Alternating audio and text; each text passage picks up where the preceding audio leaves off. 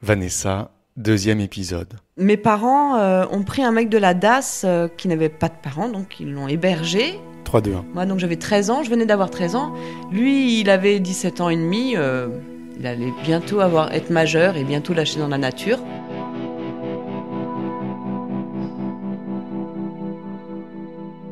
Je le regardais comme un grand frère, en fait. Il était grand, il arrivait de Paris, lui. Il dansait sur Kool Ang the Gang, enfin c'était la classe, quoi. Et du coup, j'étais émerveillée par ce gars, à la campagne, 12 ans et demi.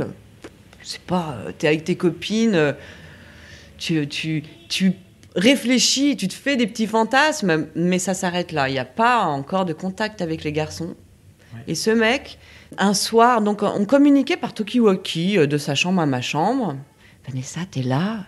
Je dis « Oui, je suis là. » Et puis il me dit « Tu sais où je me trouve ?» Et en fait, il était sous mon lit. Il me dit « Je suis sous ton lit depuis tout à l'heure. » Il sort du sous-lit, il dit « Ce soir, ce sera différent. Tu fermes ta gueule. » Je suis sous le même toit que mes parents quand même. Hein, là. Tu fermes ta gueule, surtout tu fais pas de bruit. Je me suis fait violer. C'était la première fois que j'avais un rapport sexuel. Assez violemment. Je n'ose rien dire. J'ai peur de réveiller mes parents. Puis bon, voilà, ça se passe. J'ai rien compris. Je ne comprenais rien. Tout d'un coup, violence, douleur, et surtout, il m'appuyait. J'étouffais. En fait, j'ai un souvenir d'étouffement.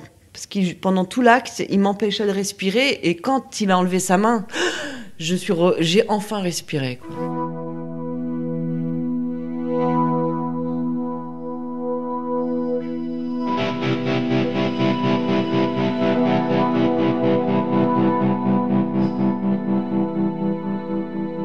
Ensuite, j'en ai parlé à personne. J'avais honte. Et c'est marrant, pourtant j'ai les parents les plus cools de la Terre. Ça faisait 1 an que j'avais mes règles au moment où j'ai eu cette histoire-là. Et puis le temps passe, donc j'ai pas mes règles. Mais moi je me dis, bon, j'ai pas mes règles, c'est pas grave. Oui, tu savais pas en fait, tu t'étais gamine quoi. J'étais gamine. Et puis donc au bout d'un moment, le mec me dit, je pense que tu dois être enceinte parce que t'as le ventre qui a grossi. Ce mec-là ? Ce mec-là. Il me dit ça la veille de son départ. Il a eu 18 ans, il fallait qu'il s'en aille. Dans un centre, en fait, pour les jeunes en difficulté, mais majeurs. Il ne peut plus être dans une famille d'accueil. Et du coup, il s'en va. Et puis, je l'ai caché. C'est-à-dire qu'à cet âge-là, quand on a 13 ans, on est un petit peu gros, on se transforme, on se cache. C'était la mode, en plus, à l'époque, des grands pulls dégueulasses qui pendouillaient. Donc, ça se voyait pas. Je le cachais. Donc, je l'ai caché. Et au bout de 6 mois, ça commençait à se voir. Donc, j'ai lâché le morceau. Ma mère vient me dire bonne nuit ma chérie. Maman, faut que je te parle. Qu'est-ce qu'il y a ? Je crois que je suis enceinte. Mais depuis combien de temps ? Et là, j'ai pu parler. Et on est parti avec mes parents chez un docteur. Il a fait une échographie. Il a dit, mais ça fait 6 mois qu'elle est enceinte.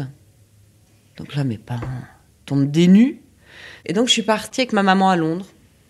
Là, il te provoque une fausse couche. Donc, tu restes 2 jours à l'hôpital. Donc, c'est un peu trash. On te provoque une fausse couche. Puis après, le lendemain, ils aspirent. Puis après, hop, t'es libérée.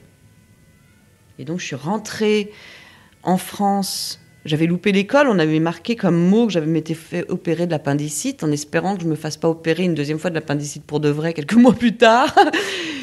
Donc, voilà, j'ai le dit à personne. J'en ai parlé à personne. Mais je me souviens que j'écrivais. J'avais besoin d'en parler de ce truc-là. Pourquoi tu le disais à personne ? À qui ? À mes copines de 13 ans vierges. Mes parents, quand ils ont su que j'étais enceinte, ils m'ont dit « Mais c'est pas grave, tu vas avorter, t'inquiète pas. » Puis voilà, c'est tout.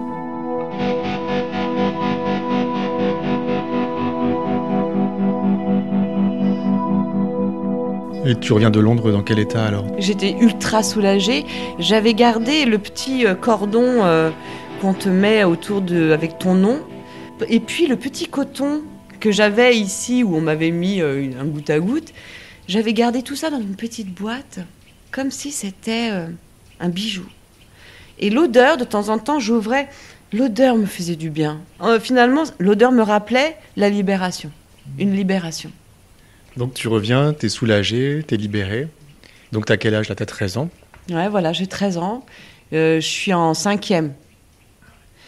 Et puis, j'ai commencé à aller pas bien. Tout se mélangeait, ce viol, cet avortement, tout ça, dans ma tête, c'était trop lourd. Et d'ailleurs, j'ai été plusieurs fois violée dans des situations différentes, par des hommes différents. Et j'ai compris avec les années que finalement, j'essayais, moi, je me mettais en situation de danger pour exorciser, pour essayer de revivre cette première fois, pour finalement essayer de comprendre, est-ce que c'est vraiment de ma faute ou pas?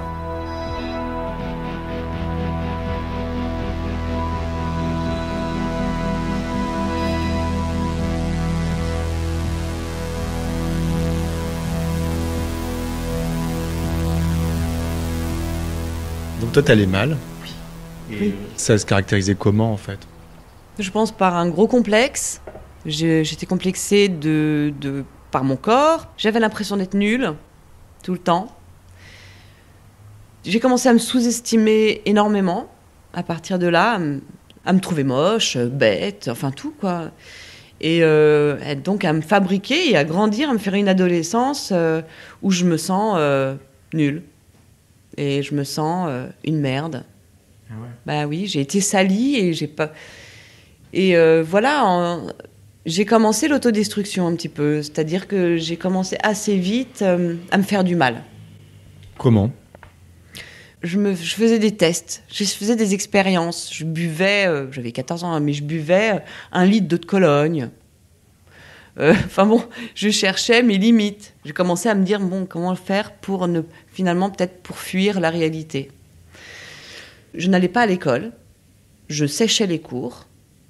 Et j'ai commencé à fumer des joints, très vite.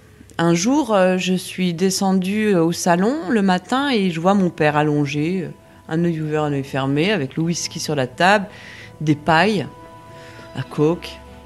Bon, il dormait et j'ai pris la paille. Je l'avais déjà vu faire, j'ai fait pareil. J'ai pris un rail.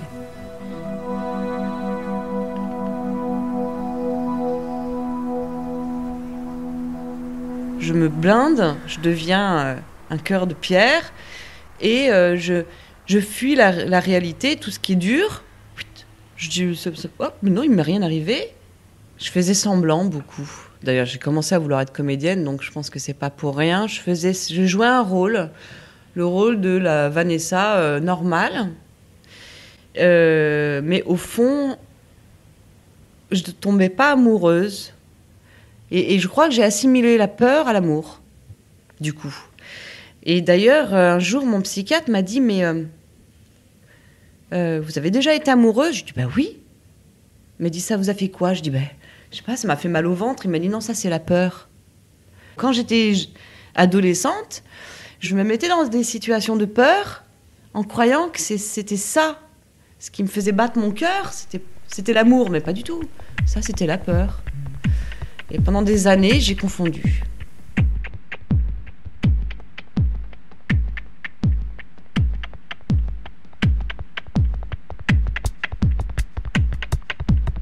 En fait, déjà, je continue pas ma scolarité comme tout le monde. Vu que je ne suis pas scolaire, que j'en fais qu'à ma tête, que j'aime pas aller à l'école, en 5e, mes parents me disent, bon, tu vas faire les cours par correspondance. Puisque tu veux être comédienne, tu vas faire le CNED. Et puis à côté de ça, tu vas faire du théâtre, du piano, des claquettes, des machins, de la musique, de la batterie, du blablabla. Parce qu'il faut savoir tout faire pour être comédienne. Mes parents sont dans le métier. Et donc voilà, me voilà à la maison et me voilà en train de faire mes cours par correspondance. Et donc mes parents, qui sont quand même géniaux, je peux pas leur enlever ça, ils sont géniaux, ils me disent, bon, puisque tu es à la maison, que tu fais des cours par correspondance, et moi j'étais littéraire, donc ils m'ont fait voyager. C'est-à-dire que je suis partie avec mes cours de CNED, j'ai fait le tour du monde, quoi. À partir de l'âge de je sais pas, en 5e ou 4e, donc on a 15-16 ans, je suis partie 2 mois aux États-Unis, en Espagne, en Allemagne, pour parler allemand, pour parler anglais, pour parler espagnol, pour apprendre toutes les langues.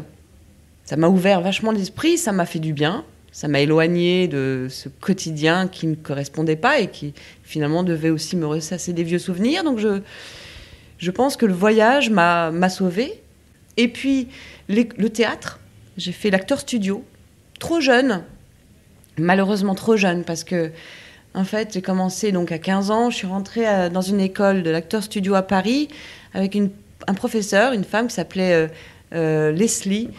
Le souci étant que l'acteur studio, tu travailles avec ton vécu.